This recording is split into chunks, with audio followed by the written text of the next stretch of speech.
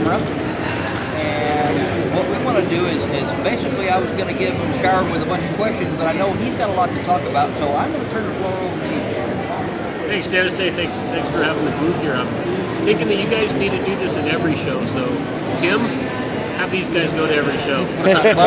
I know he's a millionaire, so he's got tons of money. He'll just give you his credit card. You can stay in the luxury presidential suite or whatever. Oh, he hasn't got our bill yet from this one. Well, he's in Hawaii, right? I think he is right now, but hopefully I can make it to the Arizona show. That's my goal. I hope he gets stung by a jellyfish. Oh, I do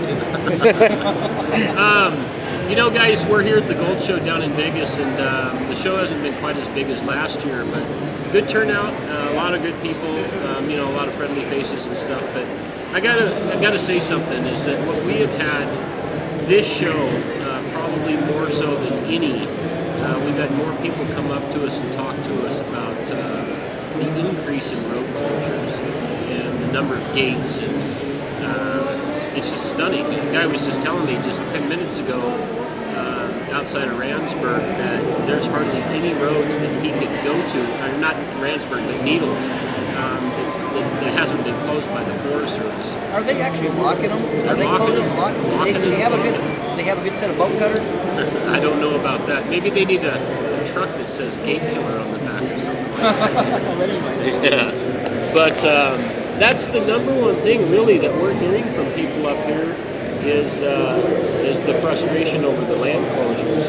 The thing about it is the Forest Service, BLM, they're management agencies, meaning that they are created by the public, by us. They were created by Congress back in the early 1900s to manage our lands for us. And so what it has morphed into over the years is it's become the federal agencies are now working against the American people and blocking you from your own lands. We did a study about a couple of years ago. We took what's called the Travel Management Plan, and that was something that Bill Clinton actually created, that during certain times of years that the federal government, predominantly the Forest Service, will close certain roads to protect it against erosion and whatever disguise that they create. And so we took that closure that goes from, I think, December 15th all the way up to April, and we actually blacked out all of the roads during that time period on a map and compared that to what would normally be open.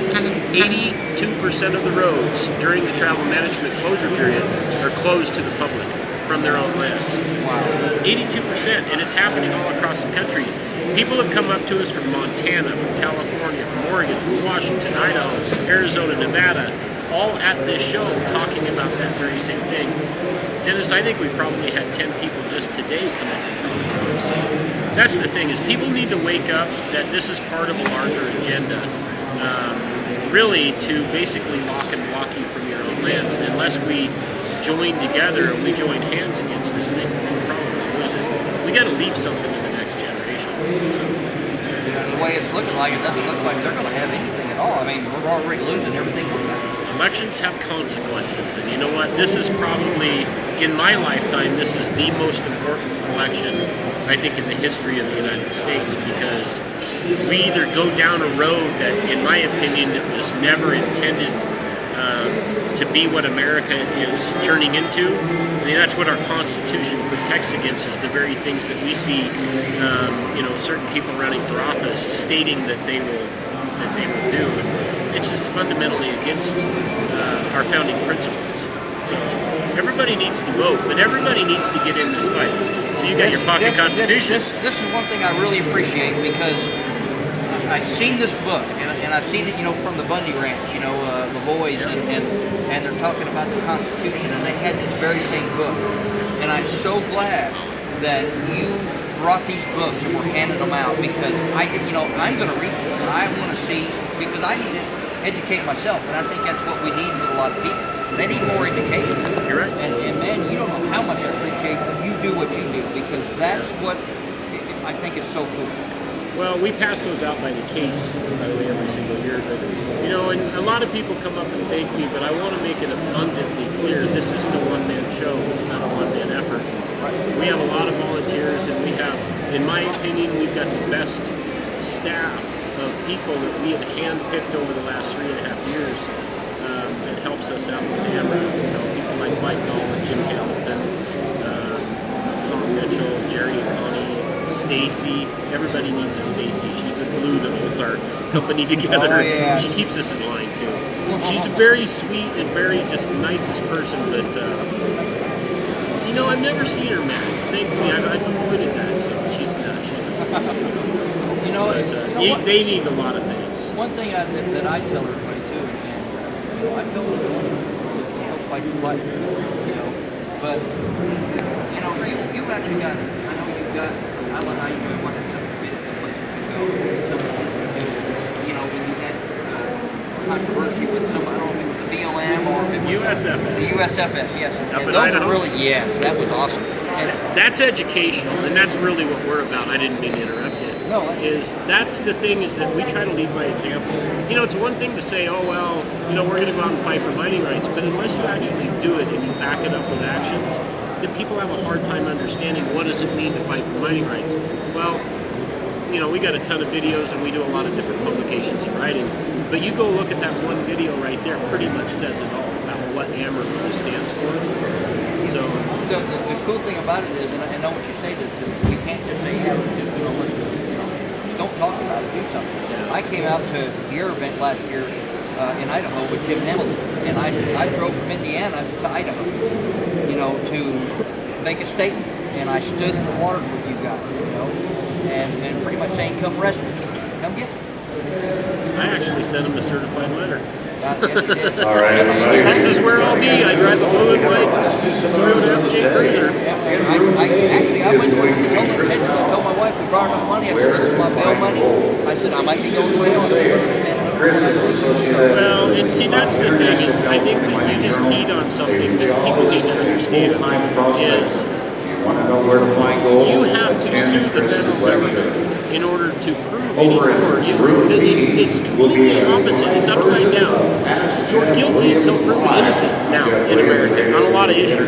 And that's what this is, especially with the Forest Service, is you're guilty until proven innocent. Now, we could file a lawsuit against the Forest Service, no problem. You know, how much would that cost? $100,000, $200,000, $300,000? Who knows? They have unlimited resources to be able to fight you in court. So you have to sue them to prove that you have fundamental rights, and they're going to use your own money against you to take away those rights. Right. Therein lies the problem, and it's absolutely backwards, and it's blatant tyranny is what it is. So, I mean, we got some really difficult things going on. We've had some pretty monumental victories, I think, but people are slowly waking up. The number one message that I could give to everybody out there is really, they need to get involved. And it doesn't mean that, hey, that you need to, you know, donate $200 to AMRA and get access to all the mining claims, although that would be great. But, you know, get on social media, go on to Facebook, listen to your guys' radio show, because you talk about those fundamental things. They've got to get involved. So if a bill comes up, like I'll give you an example up in Washington with Gail Tarleton, she's a far-left radical Democrat up there, that brought this moratorium on suction dredging, and this is the third time. They try to sneak them through, they put them on riders, and the mining community is banded together, and we've killed that 3 times. That's where people need to get involved. They don't have to join a group to actually get involved and to make a difference. If they follow, you know, go to American Mining Rights on Facebook and follow that. We'll post things on there. Same with our website. You guys talk about it. So if a bill like that comes up and you put out a call to action to everybody and go, hey, Sonny, I need you to call or Representative Tarleton in Washington, or your representative or your congressman or whoever it is, and oppose this bill because they're trying to take away 1.9 million acres of your land. That's how you get involved. And you can do that without spending any money. Right. I tell you what, though, I mean, you know, you said that they don't have to, but I recommend, I mean, this is what I like. You know, I know you realize that they don't have to join or you know, give $200 per membership, but I recommend it, because if it wasn't for Shannon, he wouldn't be educating people with these. And the shirts that he gives out. I'm talking about this is the Constitution of the United States right here. that he pays for to get to hand out to people. It's not money that he's just picking off of trees. This is what I always say. You know, even if you live on the East Coast and you can't go over to a claim, okay, you're still helping fight a really good fight. And I appreciate everything you do. And I think it would be a lot worse had AMRA not been founded. Well, it was founded out of frustration. That's what that's what I mean.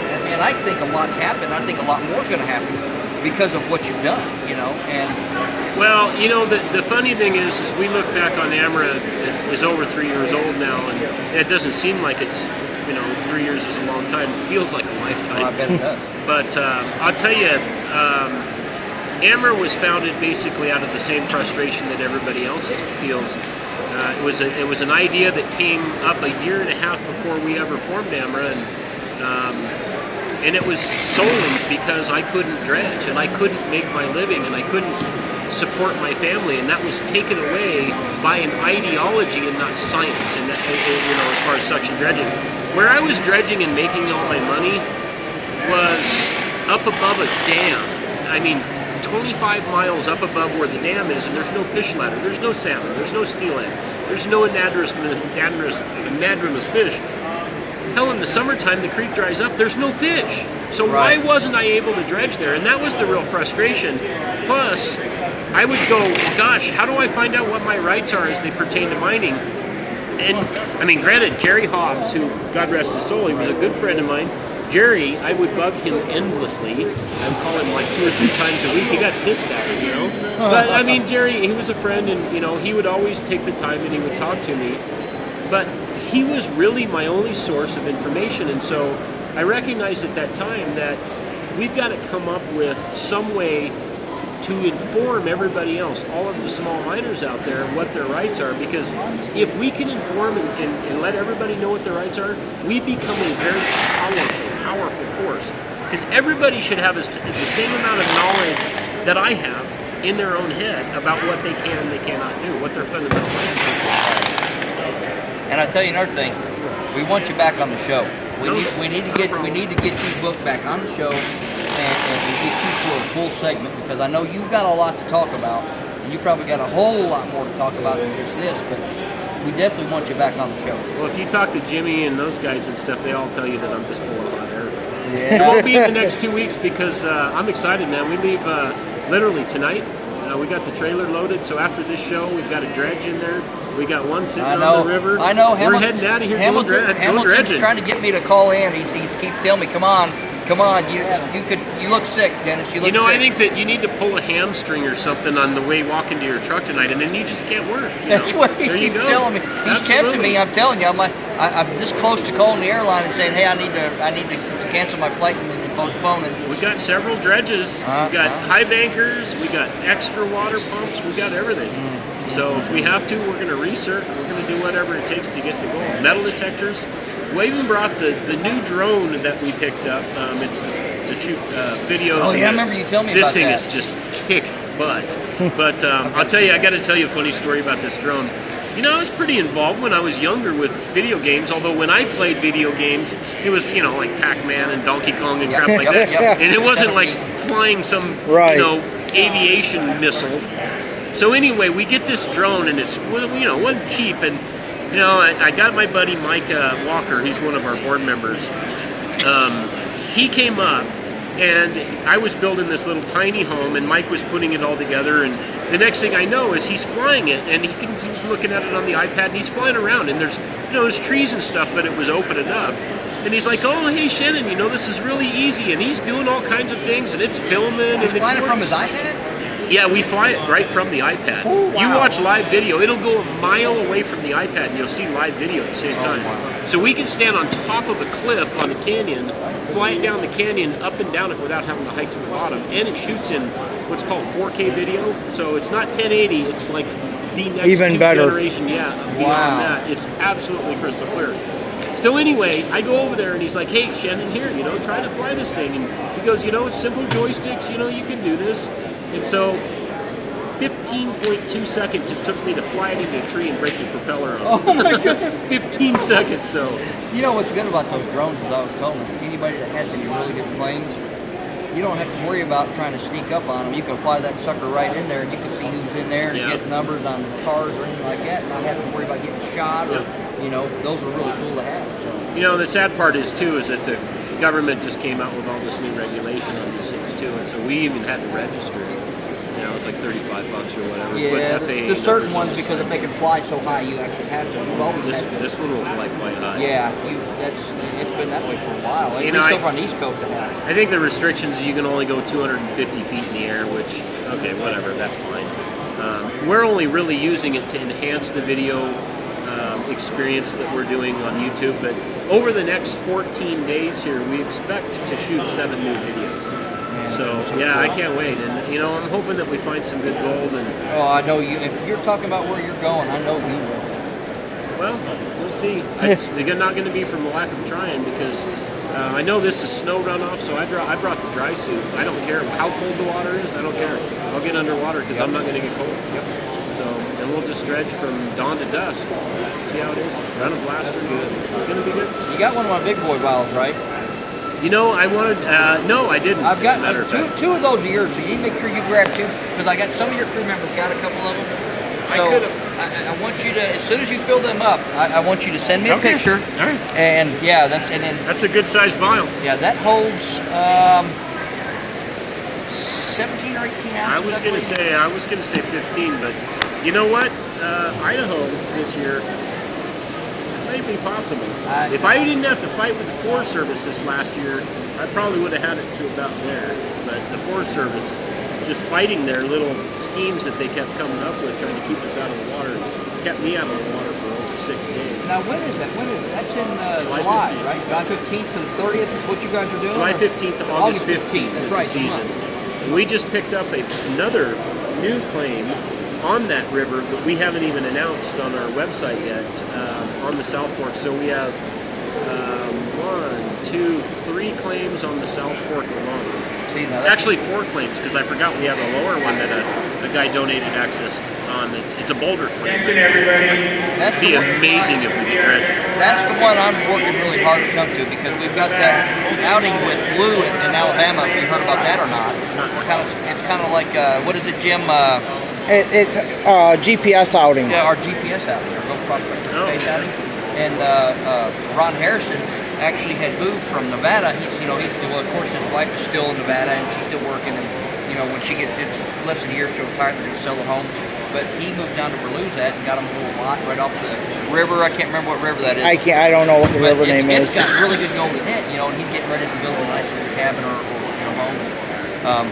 That goes from June 30th to July 10th, I think. Something like that. Something like that.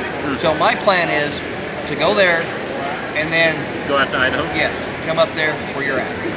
Well, for a couple weeks. So we've done some things. Obviously, the Forest Service is trying to create a whole bunch of little schemes that they're trying to concoct to limit the number of dredges on the South Fork and Clearwater. We issued a FOIA request, which we have just received the documents back from. And I'm not going to go into what we're going to do, but it'll be... hey, if I get to be part of it, I think it'd be great. It's going to be interesting how this turns out. It's all right. Let them, they're not going to be real happy with what we are going to send their way. That's all I'm going to say. That's good. They listen to everything that we do on the internet, and they follow everything that we do on social media as well as our website. So we take that with, we just don't disclose anything to those guys because I would rather let it to be a little surprise. That's the best way, and it's the best way. Cool. Well, guys, I got to get going. We got another membership to give away in a few minutes. So, Shannon, yeah, appreciate you coming on, dude. We'll get you. We're booked up for the next couple weeks anyway. So I'll have, if I don't get a hold of you, I'll have Kim get a hold of you. Okay. And we definitely want you back on the show. Well, we'll be back probably the 3rd week in March. Okay. And so anytime really after that, as long as it doesn't fall on the same date as the Gold Show. Okay. Because we've got Gold Show's pretty much booked up solid through the summer. I'll have Tim get a hold of you. That way you guys can, man, got to get you back on. Cool. Well, hey guys, thanks a lot, man. I'm glad you're here. Thanks, all right. Shannon. Thank you. See you. Shannon, appreciate it.